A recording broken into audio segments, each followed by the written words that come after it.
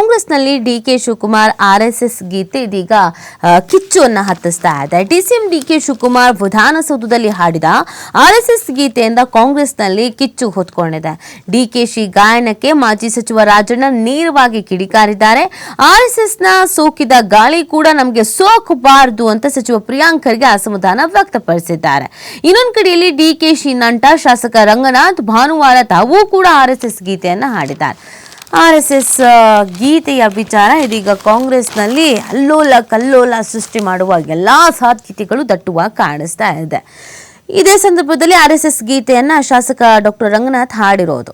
ಕುಡಿಗಲ್ ಕಾಂಗ್ರೆಸ್ ಶಾಸಕ ಡಿಕೆಶಿ ಬಂಧು ಡಾಕ್ಟರ್ ರಂಗನಾಥ್ ಕೂಡ ಆರ್ಎಸ್ಎಸ್ ಗೀತೆ ಹಾಡಿದ್ದಾರೆ. ನನಗೂ ಆರ್ಎಸ್ಎಸ್ ಒಡನಾಟ ಇತ್ತು. ಜನಗಳ ಜೊತೆಗೆ ಅವರ ಬಾಂಧವ್ಯ ಹೇಗಿದೆ ಎಂಬುದನ್ನು ಅರಿತಿದ್ದೇನೆ. ನನಗೂ ಆ ಹಾಡು ಬರುತ್ತದೆ ಅಂತ ನಮಸ್ತೆ ಸದಾ ವತ್ಸಲೆ ಮಾತೃಭೂಮಿ ಅಂತ ಒಂದೆರಡು ಸಾಲನ್ನ ಹಾಡಿದ್ದಾರೆ. ಜೊತೆಗೆ ಡಿಕೆಶಿ ಹಾಡಿದ್ರಲ್ಲಿ ತಪ್ಪೇನೂ ಇಲ್ಲ ಅಂತ ಅವರು ಡಿಕೆಶಿ ಪರವಾಗಿ ಬ್ಯಾಟ್ ಬೀಸುವ ಕೆಲಸವನ್ನ ಮಾಡಿದ್ದಾರೆ. ಇನ್ನೊಂದು ಕಡೆಯಲ್ಲಿ ಆರ್ಎಸ್ಎಸ್ ಗಾಳಿ ಕೂಡ ನಮಗೆ ತಾಗಬಾರದು ಅಂತ ಹೇಳಿರೋದು.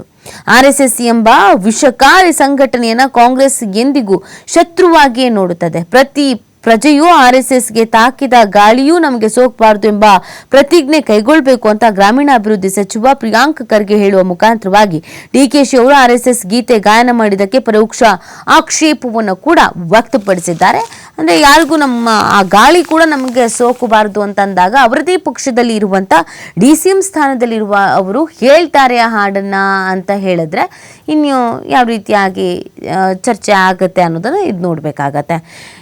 ಇದ್ರ ಜೊತೆಗೆ ರಾಜಣ್ಣ ಇತ್ತೀಚೆಗೆ ತಾನೇ ಪಕ್ಷದಿಂದ ಸಚಿವ ಸ್ಥಾನದಿಂದ ಅವರನ್ನ ಕೆಳಗಿಳಿಸಲಾಯಿತು. ಪಕ್ಷದಿಂದ ಅಂತರ ಕಾಯ್ದುಕೊಳ್ತಾರೆ ಏನೋ ಅನ್ನುವಂಥ ಪ್ರಶ್ನೆ ಉಟ್ಕೊಂಡಿತ್ತು. ಹೈಕಮಾಂಡ್ ಹೇಳಿದಂಥ ಮಾತಿಗೆ ರಾಜಣ್ಣ ಅವರು ರಾಜೀನಾಮೆ ನೀಡಿದ್ದಾರೆ. ಹೈಕಮಾಂಡ್ ನಾಯಕರೇ ರಾಜೀನಾಮೆಯನ್ನ ನೀಡಿಸಿದ್ದಾರೆ. ಯಾಕೆ ನೀಡಿಸಿದ್ದಾರೆ, ಯಾರು ಒತ್ತಡ ಇತ್ತು, ಎಲ್ಲ ಪ್ರಶ್ನೆಗಳಿತ್ತಲ್ಲ, ಅದೇ ರಾಜಣ್ಣ ಈ ವಿಚಾರಕ್ಕೆ ಸಂಬಂಧಪಟ್ಟಂತೆ ಪ್ರತಿಕ್ರಿಯೆ ಕೊಟ್ಟಿದ್ದಾರೆ.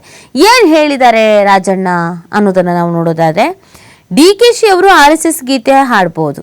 ಕೇಂದ್ರ ಗೃಹ ಸಚಿವ ಅಮಿತ್ ಶಾ ಅವರ ಜೊತೆಗೆ ವೇದಿಕೆಯಲ್ಲೂ ಕೂರಬಹುದು. ಅವ್ರು ಏನ್ ಬೇಕಾದ್ರೂ ಮಾಡಬಹುದು. ಖರ್ಗೆ ಹೇಳಿಕೆ ಹೊರತು ಅವರು ಕುಂಭಮೇಳದಲ್ಲಿ ಗಂಗಾ ಸ್ನಾನ ಮಾಡಿದ್ರು. ಆದ್ರೆ ನಾವು ಮಾತ್ರ ಏನೂ ಮಾತಾಡುವಂತಿಲ್ಲ ಅಂತ ಮಾಜಿ ಸಚಿವ ಕೆಎನ್ ರಾಜಣ್ಣ ವಾಗ್ದಾಳಿಯನ್ನ ನಡೆಸಿದ್ದಾರೆ. ಪರೋಕ್ಷವಾಗಿ ನನ್ನನ್ನು ಮಾತ್ರ ಸಚಿವ ಸ್ಥಾನದಿಂದ ಕೆಳಗಿಳಿಸಿದ್ರು, ರಾಜೀನಾಮೆ ಕೊಡು ಅಂತ ಹೇಳಿದ್ರು. ಆದ್ರೆ ಡಿಕೆ ಶಿವಕುಮಾರ್ ಬೇಕಾದ್ರೆ ಎಲ್ಲಿ ಬೇಕಾದ್ರೂ ಹೋಗ್ಬೋದು, ಏನ್ ಬೇಕಾದ್ರೂ ಮಾಡ್ಬೋದು, ಮಾಡಬೇಡ ಅಂತ ನಿದ್ದೆ ಮಾಡ್ಬೋದು, ಕಾಂಗ್ರೆಸ್ ತತ್ವ ಸಿದ್ಧಾಂತಗಳಿಗೆ ವಿರುದ್ಧವಾಗಿ ನೆಟ್ಕೊಳ್ಬಹುದು. ಅವ್ರ ವಿರುದ್ಧ ಮಾತ್ರ ಯಾರು ಏನು ಆಕ್ಷನ್ಸ್ ತೆಗೆದುಕೊಳ್ಳಲ್ಲ, ನಮಗ್ ಮಾತ್ರ ಆಕ್ಷನ್ಸ್ ತೆಗೆದುಕೊಳ್ತಾರೆ ಅಂತ ಹೇಳ್ತಾ ಇದ್ದಾರೆ. ಇದೇ ಸಂದರ್ಭದಲ್ಲಿ ಜಾರಕಿಹೊಳಿ ಕೂಡ ಪ್ರತಿಕ್ರಿಯೆ ಕೊಟ್ಟಿದ್ದಾರೆ. ಜಾರಕಿಹೊಳಿ ಏನ್ ಹೇಳ್ತಿದ್ದಾರೆ ಅಂತ ಅಂದ್ರೆ, ಆರ್ಎಸ್ಎಸ್ ಗೀತೆ ಹಾಡಿದ ಕೂಡಲೇ ಡಿಕೆಶಿ ಅವರನ್ನ ಬಿಜೆಪಿಯವರು ಸಿಎಂ ಮಾಡ್ತಾರೆ ಎನ್ನುವುದಾದ್ರೆ ನಾನು ಹಾಗೂ ನಮ್ಮ ಶಾಸಕರು ಸಹ ಹಾಡ್ತಾರೆ, ನಮ್ಮನ್ನ ಸಿಎಂ ಮಾಡ್ತಾರೆಯೇ ಅಂತ ಪ್ರಶ್ನಿಸಿದ್ದಾರೆ ಸತೀಶ್ ಜಾರಕಿಹೊಳಿ ಅವರು. ಜೊತೆಗೆ ನನಗೂ ಆರ್ಎಸ್ಎಸ್ ಗೀತೆ ಪರಿಚಯ ಇದೆ, ಆದ್ರೆ ಅದಕ್ಕೆ ಹಾಡಬೇಕು ಅಂತೇನಿಲ್ಲ ಅಂತ ಅವರು ಇದೇ ಸಂದರ್ಭದಲ್ಲಿ ಪ್ರತಿಕ್ರಿಯೆ ಕೊಟ್ಟಿದ್ದಾರೆ. ಒಟ್ಟಿನಲ್ಲಿ ಡಿಕೆ ಶಿವಕುಮಾರ್ ಅವರಿಗೆ ಬೇಡದಿತ್ತು ಇದು ಅನ್ನುವಂಥ ಚರ್ಚೆ ಕಾಂಗ್ರೆಸ್ ವಲಯದಲ್ಲಿ ಜೋರಾಗಿರೋದು.